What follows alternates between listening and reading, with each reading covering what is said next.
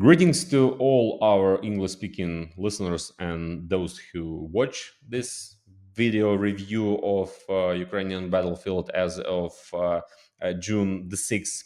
My name is Vasyl Pekhno and I'm a Ukrainian journalist who will be presenting right now to all of you this live update on our battlefield map. So please join. Like this video, share it with your friends, and also subscribe to our YouTube channel, to my YouTube channel, which I propose you to add also to bookmarks on YouTube to watch detailed information about Ukrainian war. So let's start. So attention to the screen, friends, and we see a unique video that the Security Service of Ukraine released yesterday. The video is a compilation, a full collection, a complete array. There are 4.5 minutes of footage showing strikes, pure satisfaction, hits on Russian strategic aviation aircraft, Tu-95, Tu-160, Tu-22, and along with them, a number of other planes such as the Il-78, An-12, and of course the A-50. These flying saucers, the long-range radar detection aircraft, are valued in the Russian Federation not just like gold, but like the most expensive, the most precious metal you could possibly imagine. Therefore, based on this video from the SBU, we can present an overall statistic, deduce the number of at least damaged enemy equipment. The General Staff reported that this is 41 units. From these videos, it can be clearly established that at 4 enemy air bases, Alyeny Airfield in Murmansk region, Ivanovo Airfield, Diaghilevo, and Belaya Airfield, a total of 24 aircraft were hit. 24. Here, by the way, a transport aircraft is being hit. And in Alyeny, the damage amounted to 5 Tu-95s, 3 Tu-22s, and 1 An-12.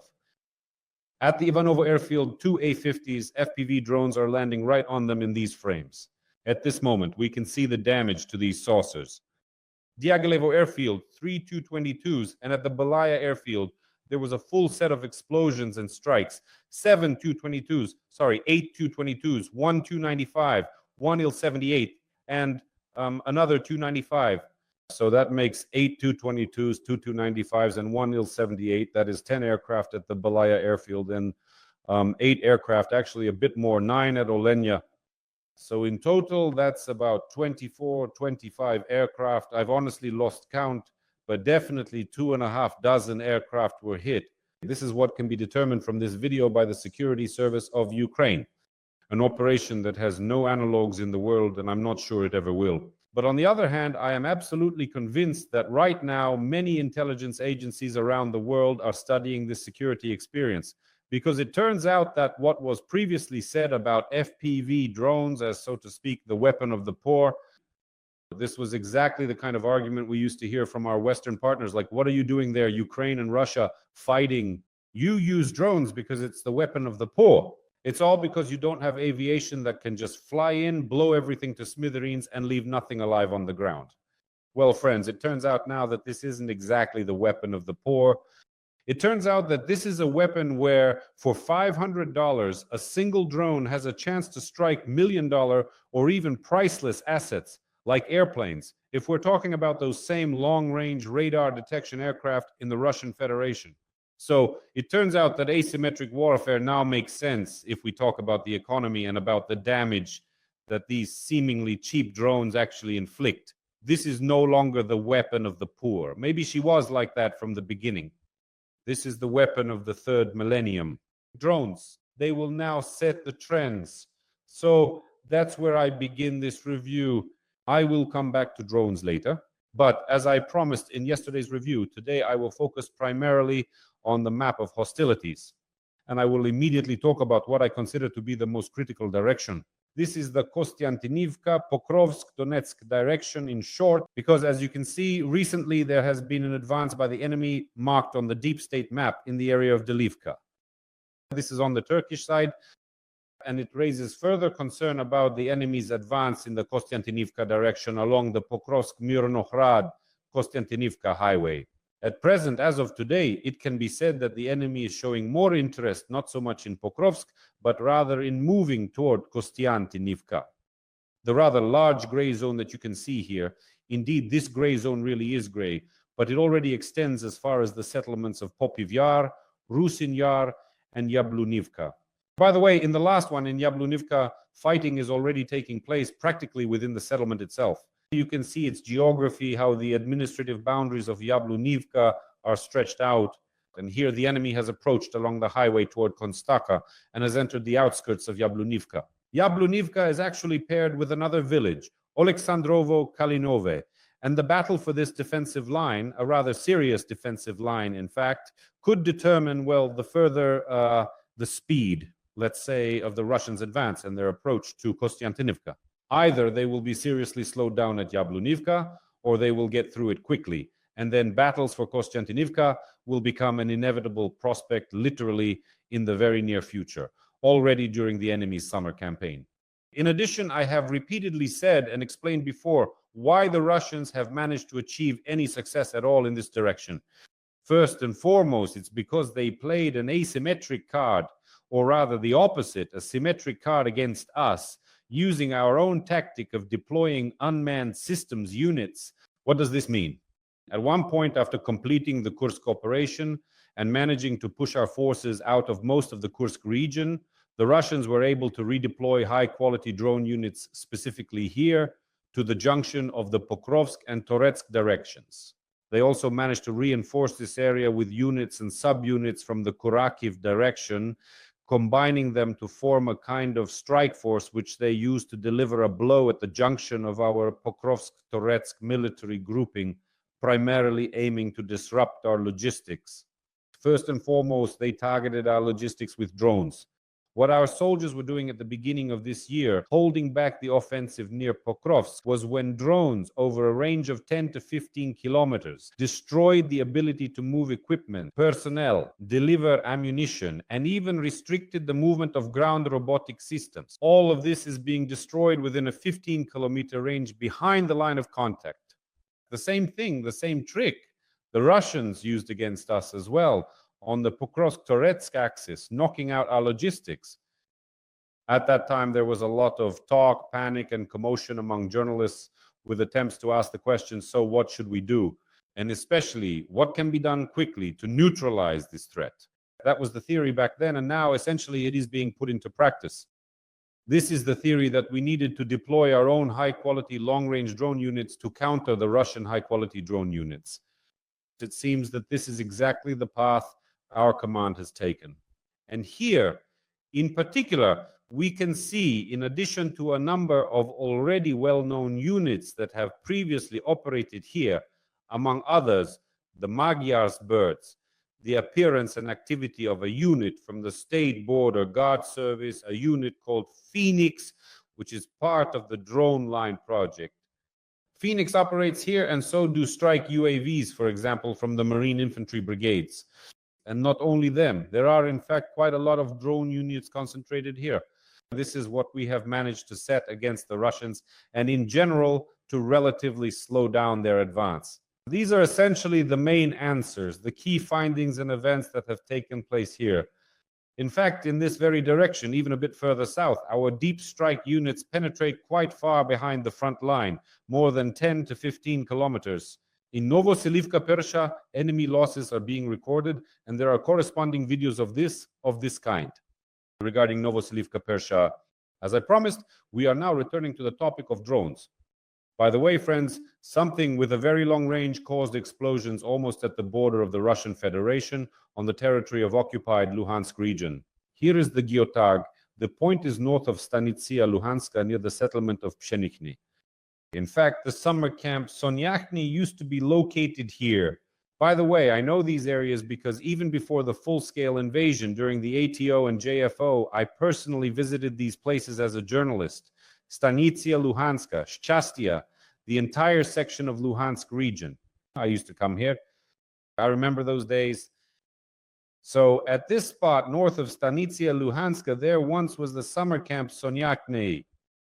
And yesterday, it was burning quite actively here. And this is actually quite an interesting detail. It was burning, but no one informed us. There were no notifications on social media, no messages from our troops that something had been hit. Quite simply, OSINT analysts, perhaps even by accident, discovered a large black burn mark in the area of this camp on satellite images. So it's not a fact that this happened yesterday. It could have happened several days ago. What am I getting at? In reality, there are a lot of events in this war that we don't know about. Some strikes are not reported to us publicly. And that's probably the right approach, because sometimes one war is happening publicly, another is taking place behind closed doors, and yet a third is unfolding at the level of real decision making. So when we think that something is linear, we add 2 + 2, and it adds up for us, and it seems to us that it's so simple to solve that 2 + 2 is always 4. It turns out that things aren't so simple in life, and especially not in combat operations, where a large part is made up of the informational fog of war. Accordingly, here, near Stanitsia Luhanska, there really was a recorded strike on the summer camp Sonyakny. What makes this base location interesting? Because here, at least according to earlier information, one of the battalions of the private military company Redat was stationed. One of the active participants among the mercenaries from the PMC who are taking part in the war in Ukraine, that it was specifically one of the battalions that was based here. What exactly it is, we will find out later. In any case, this is interesting information, just as the following information, which I am about to make public, is also interesting, about UAVs, this time those of the enemy. But before I do that, friends, I ask you to subscribe to my Telegram channel. You will find a link to it in the description of this video. And how to enter it in the search bar on the Telegram social network, you can see right now on your screens. Pekhno News. This is how you will find my personal blog, Pekhno, on the Telegram social network. Every voice matters. Join our community, support independent journalism, and help us bring you the truth from Ukraine. Become a member of Ukraine Today. Join us now. So let's get started. Yesterday, Serhiy Flesh, an expert in EW and communications, published this photo. What is this? Basically, this is a Russian drone. A kamikaze drone based on the wing of a UAV called Molniya. So these are exactly the kind of really cheap, pardon the expression, makeshift drones made from sticks and mud, so to speak, that the Russians are developing as strike UAVs. In this series, they have the Molniya, and they also have a drone called Privet 82 with that rather odd name. And what has recently started to be observed are the Molniya drones, which are being used as carriers for other drones. It's like a drone mothership serving as a carrier for FPV drones. In this case, it's unlikely to be a full-fledged mothership relay. That is, usually the logic of such drones works like this. We also use drone motherships. That is, it's when the mother drone is large and carries a small FPV drone over a long distance, let's say about 20 kilometers, then releases the drone, and this drone can still fly another 15 to 20 kilometers because the mother drone acts as a relay for it, hovering somewhere in the air and, so to speak, providing it with a Wi-Fi signal. That's a very simplified explanation. But in the case of the Russians, it's not a mother drone. Why not? Because the Molniya drone is single use, meaning it's sent one way. It acts as a kamikaze, and that's it. So here, it rather plays the role of a kind of taxi driver, like an Uber, for the Russian FPV drone. The Molniya itself flies to attack the target and brings along a companion into our rear, which is also controlled separately and carries out strikes. This is the kind of tactic the Russians have started to use. Overall, it's worth noting that at the end of May and the beginning of June, the Russians have been using an extremely large number of FPV drones on the front lines. On one of the previous days at the beginning of June, the Russians used, just think about it, 1,400 drones on the front. 1,400 drones. If we very roughly multiply 1,400 by 365 days, we get the number of drones the Russians are currently using on the front per year. That comes out to about 500, more than 500,000 drones they would have to use every day. Even this number seems very modest because I am convinced they actually have far more of these drones. After all, to deploy such a massive amount, over 1,400, you need the support of some resourceful, high-status partner. Who is this partner? I think we all understand. It's China. China, obviously, there is no public information about this yet, but intelligence probably has this data. Obviously, in terms of resources, equipment, and other aspects, China is unquestionably supporting the FPV production sector of the Russian Federation. This is actually a major challenge for us, but we are not standing still either. Yesterday, the Ministry of Defense codified a new type of drone that was previously an experimental model. This is our FPV drone, which is equipped with a shotgun. You can see here there are two gun barrels mounted under this drone. This is a shotgun that can be used to shoot down other enemy drones or to fire at infantry. But I think it can prove itself more successfully when used against enemy drones rather than against personnel. This drone is equipped with an automatic target recognition system. Attention, these are already elements. Well, not quite artificial intelligence yet, but rather a kind of machine vision and selection of the optimal distance from which it is worth opening fire on a target that will be detected by this drone. The Russians are also using drones very actively. I'm still continuing the drone topic here, but at the same time weaving it into an overview of the frontline situation. The Russians in parallel are very actively deploying drones in our south, particularly on the so-called Kherson Islands. There is an area called Hola Pristan.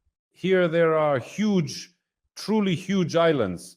If I'm not mistaken, this one is called Potemkin Island, which is currently a gray zone in the area of the settlement of Bilohra-Yudove. In recent months, the Russians have been extremely active here, trying to land on these islands. Well, and all of this is for an obvious reason. They are trying to establish even the smallest foothold on the right bank of the Kherson region, thereby pulling and pushing our forces even further away from the Black Sea coast. Currently, Bilozerka and its outskirts are under enemy fire and drone attacks. Enemy UAVs reach this area and the corresponding videos are on social media. You can see them. So they are able to reach Bilozerka with their drones. The situation on these islands is actually, well, really difficult. And even though it might sound like a standard excuse, it is difficult, but under control. Well, I can't add anything more in this context. The situation is difficult and it has become more complicated recently in the so-called Kurakhove direction. You can see that here in the Kurakhove direction, from Orikov to Odratne, that is from Orikov to Odratne, a sort of pocket has formed. I do not rule out that in the near future, the command of this pocket, and that is in fact Lieutenant General Nayev, who has previously made the appropriate, what is called difficult decisions about gradually withdrawing from such pockets in order not to create dangerous situations for the personnel. And in the future, a decision may be made for a partial withdrawal, at least, to align the front line, at least to the Bohatiro-Leksivka-Orikov line, to such positions, rather than holding on to such a pocket. Why do I anticipate this? Because you can see that recently the enemy has advanced toward Oleksivka, their gray zone has expanded, and this actually creates certain threats, particularly for the Kostyantynivka garrison, and ultimately adds additional pressure on Bohatir as well. I predict that in the near future, we will have to straighten the front line here in order to improve our own defense and reduce the risks we are facing in the Kurakhove direction. A similar situation with a certain deterioration and the appearance of enemy flags on buildings, including in the center of the settlement, is also being observed in the Sumy region. Yesterday, the enemy already published a definitive video confirming their presence in the settlement of Vodolahy, having hung their aqua fresh, their flag, on one of the buildings in the center of this settlement. In addition, the enemy is trying to gain a foothold in Andriivka and Oleksivka. The same applies to Kindrativka, where they are trying to establish a foothold in order to secure their entire right flank along the general direction of their advance toward Yunakivka in the Sumy sector. Besides Yunakivka, the enemy's main interest on this right flank also includes Cotin, which the enemy has actually approached in recent times. And gradually the situation in the Sumy direction is deteriorating. But it is not Sumy itself where the situation is worsening the most. As I have said before, I continue to believe that for the settlement of Sumy, for the regional center, the enemy basically has no real chance of advancing deeply there. In fact, Cotin and Yunakivka are the furthest points the enemy can realistically reach. I think that at Yunakivka, the enemy will break their teeth, just as they will at Cotin. But the threat lies in the fact that enemy FPV drones, not MLRs, because with MLRs, which they used to terrorize Sumy the day before yesterday, they can strike. But they could already deliver strikes even before this advance began. So the biggest problem here isn't the MLRS, but rather that the Russians could reach positions from which FPV drones would be able to reach Sumy. Unfortunately, we could see a repeat here of the trend in the Kherson region with strikes, including against civilians, and with Russian drone units using civilians as live targets for training. This is what truly poses a threat. Right now, the distance to Sumy is 20 to 25 kilometers. Well, 25 kilometers to be more precise in measuring this distance. But as of today, we need to be aware of this. Where the enemy has certain resources and certain forces, we are forced to trade territory for heavy losses among their personnel.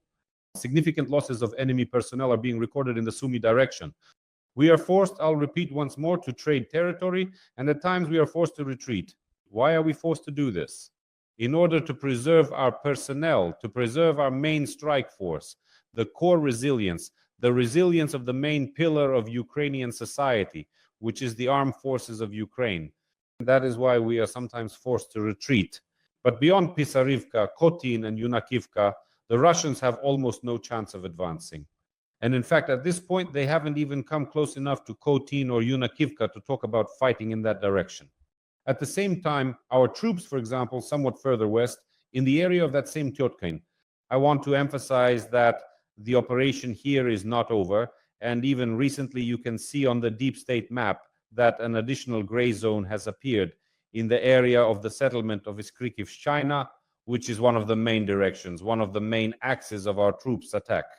In addition to this, there is Rezhivka towards Tyotkin, with the aim of reaching Popovo-Ležachi and cutting off an important route here, an important connection for the enemy with Tyotkin.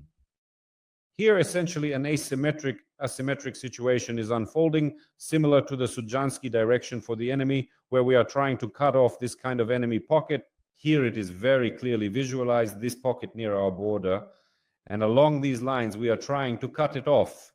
In exactly the same way, the Russians essentially have almost accomplished this now, but with one caveat. They have cut off a similar pocket that was pressing against their defenses in the Sumy direction. Here they have this rather wide pocket. However, on this flank, on the right flank of the defense, which is the left flank of their attack, they have not yet accomplished their objectives. Only the right flank of the Russian offensive is active. So, returning to Tyotkino, I'll show you a video that explains where this gray zone on the deep state map actually came from, because just recently the soldiers of the 225th Assault Battalion showed how the clearing of a rather large enemy company strong point in this area takes place. This strong point was covering this very important direction and was well prepared for all-around defense against us. There are quite a lot of dugouts here, underground passageways and firing points.